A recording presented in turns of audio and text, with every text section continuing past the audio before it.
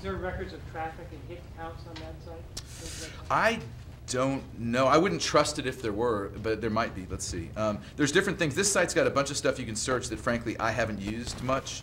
Let's see. But it shows, it's got visitors by country. It's got how many times it's listed on Yahoo. It's got... Do you know how they've gotten this data? No. I don't know where they're pulling. I don't know where they're pulling it from. I really don't. And that's why, once again, this is. I would print none of this. I use this site to figure out who runs the thing, and that's all I do. I might jot the rest of it down, but if I can't confirm it with somebody, I'm not going to use it. I also don't know if it's 1 month old or a year old, or I have no idea. So again, these are tip sheets and tip sheets only. But right now, at least if I want to, I know who administers the site, I know where it's based, and I've got their phone number and I've got their address, and that's more than I knew 2 minutes ago, right? Which is pretty cool. Let's see. All right. Now I'm just going to go through some. Let me see. I want to think about the order of stuff I want to do.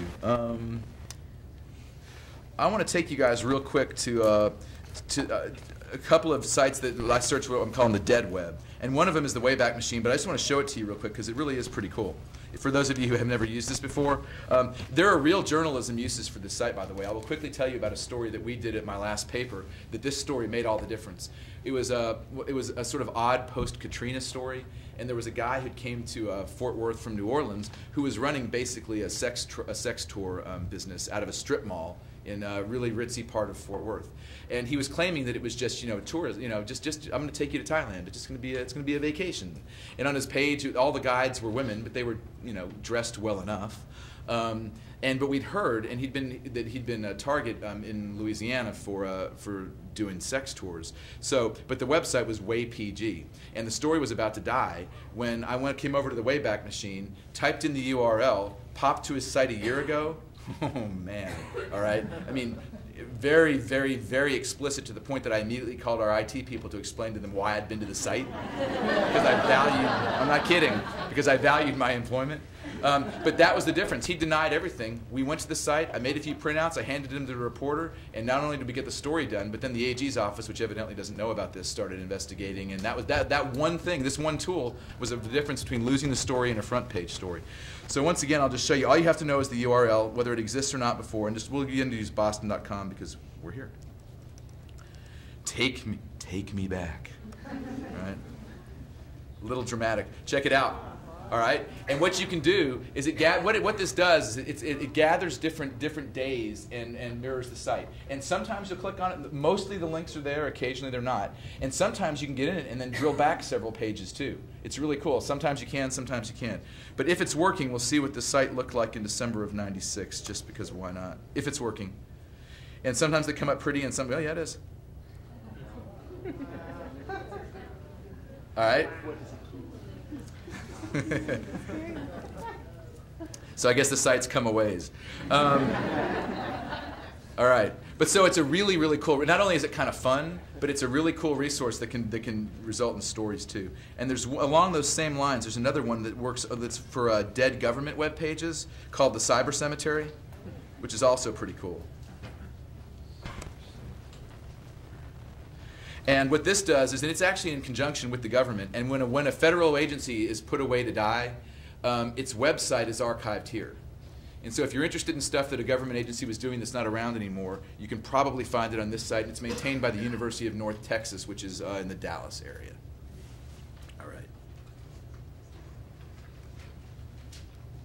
No. Don't do that.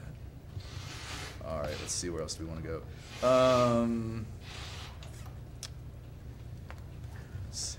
Why don't we go, this is pretty cool. This is a site that is run, I believe, by the GAO, and it's the excluded parties list. And what this is these are companies that for a variety of reasons are no longer allowed to do business with the federal government, normally not for good reasons. And you can search here. So if you're writing about a company or you're curious, you can search here and find out if they're still allowed to do business. Medicare, Medicaid has a similar list, which is really good for doctors. Because a lot of doctors who get kicked off of Medicare and Medicaid for fraud and for other nasty business, they can still practice. They just can't be in the Medicare Medicaid program.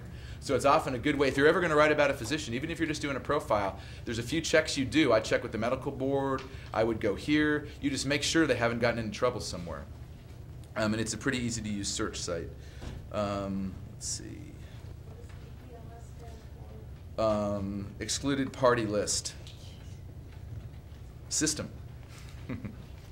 You already looked at USA spending, and Fed spending is the same difference. I'll just show you this quickly to complete the sex offender trifecta or double, whatever it is.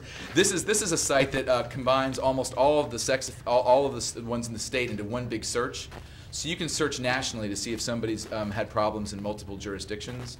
And it's a pretty useful thing for that reason, because it allows you to find out if somebody who's been a problem in your area first was doing the same thing in Virginia or whatever. And it's run by the Department of Justice, I think. Yes. That's why it says Department of Justice in really large type at the top. Let's see. There's some really cool sites for federal stuff. There's some great campaign finance sites. I'll show you a couple that people are less familiar with. OpenSecrets.org is really good for federal stuff. And PublicIntegrity.org is really good for state. A lot of people don't know that, but there is a site that compiles state campaign contributions. And that's the Center for Public Integrity. No, it's not, but it's PublicIntegrity.org, the state disclosures. But Legistorm, if you've never used it, is a really cool site. And at Legistorm, you can search salaries for congressmen, senators, and their staff. You can search trips. They have to declare trips that are paid for by private individuals. You can search the trip declaration stuff. You can search their financial disclosure forms electronically. Their gifts from foreign leaders if they come in and they get stuff from somebody. And so this is a pretty useful, cool site. I keep hearing they're going to take this one paid, but they never have. So for now, it's still free, so take advantage of it. I realize I'm running out of time here. Let me look at one or two other things really quickly. Also, I always like going to the site directly. So if you want to look up for the Senate, here's this. The Senate has its own site for gifts. Whenever you can, it's always better to go to the source than it is to go to one of these aggregators like Legistorm. I just always think that's safer. And so in this case, you can go straight to the Senate and search it, and then nobody can complain if they don't like what you find. That's one of the beauties of GuideStar, which you saw earlier. A quick warning about GuideStar. It's a great site, but don't use anything except for the 990s that are actually scanned in. They do their own summaries of people's finances and stuff, and we've found massive mistakes in there before. They're typing up a ton of material, and we've seen people have extra zeros added to their salaries and stuff. So I wouldn't use anything that GuideStar puts together itself. But the reason that site is bulletproof, if you use it correctly, is because all it is scans of the forms that they put in together. They put in themselves. And maybe we have time for one more thing real quick, or maybe not. Let me see. Well, that's okay. I'm probably well over my time, so I'll stop for now. But